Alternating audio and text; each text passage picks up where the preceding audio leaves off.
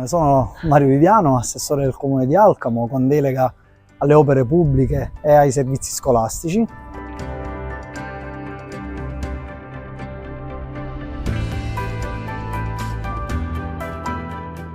Il Comune di Alcamo è stato coinvolto nel progetto ESMES all'interno proprio di questi progetti transfrontalieri. Questo in particolare è stato un progetto che ci ha colpito perché oltre alla realizzazione di opere di efficientamento energetico lancia un messaggio di sostenibilità ambientale e di impatto climatico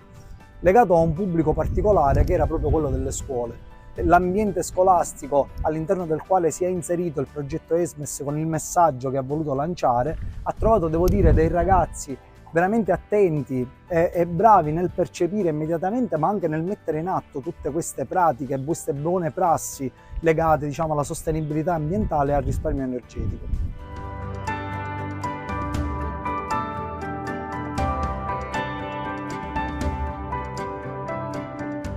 Uno dei progetti più importanti insieme ad ESMES può essere sicuramente quello EVE, un progetto fatto sempre in partenariato con la Tunisia, che vede un adeguamento del nostro depuratore, di una parte del nostro depuratore, per permettere il riutilizzo ai fini irrigui delle acque reflue. Potrei citare per esempio la convenzione che abbiamo fatto con Enel Sole attraverso Enelix, a cui abbiamo affidato in gestione il nostro impianto di illuminazione per 9 anni. Una delle nostre politiche di mandato è l'indirizzo strategico Alcamo Verde e Vivibile, cioè una linea guida all'interno del quale gli adempimenti che vengono proiettati dall'amministrazione seguono una matrice comune e il cui, diciamo, fil rouge è legato proprio a questo impatto ambientale zero, quindi una politica comune che possa, diciamo, far beneficiare il territorio anche per le generazioni future.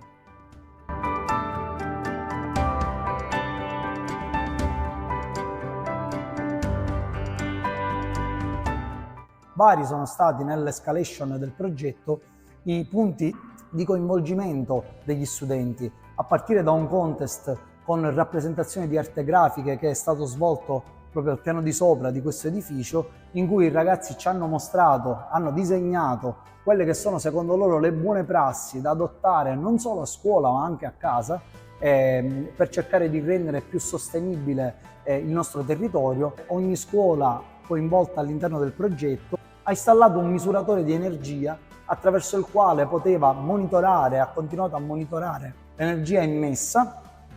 sia prima che dopo l'adozione di queste buone prassi. Particolarmente importante è stata l'adozione all'interno dell'ambiente scolastico del patto educativo energetico per studenti e insegnanti, cioè una sorta di codice di condotta che all'interno del progetto ESMES sia gli insegnanti che gli alunni hanno siglato per impegnarsi ad adottare queste buone prassi che sono state percepite lungo tutto l'evolversi del progetto all'interno del loro ambiente scolastico. Sono il dirigente scolastico dell'Istituto Comprensivo Sebastiano Bagolino di Alcamo. La nostra scuola ha aderito con grande entusiasmo al progetto ESMES perché è un progetto che si andava a integrare in quella che era la politica ambientale e didattica della scuola.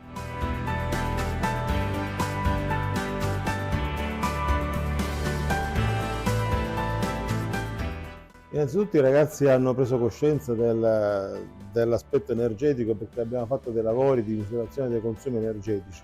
Poi il fatto di lavorare direttamente all'interno della serra, di produrre il cibo, di confrontarsi con quello che è il consumo dell'energia e il fabbisogno energetico ha sicuramente prodotto in loro un atteggiamento diverso rispetto al consumo energetico e all'uso di fonti anche rinnovabili come possono essere quelle dell'impianto fotovoltaico.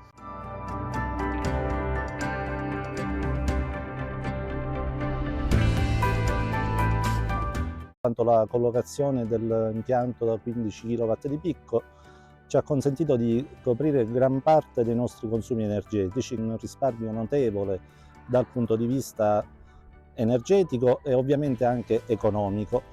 A seguito della collocazione dell'impianto fotovoltaico è stato anche collocato un sistema di misura che consente la visualizzazione da remoto della potenza erogata ma anche dei consumi giornalieri e settimanali.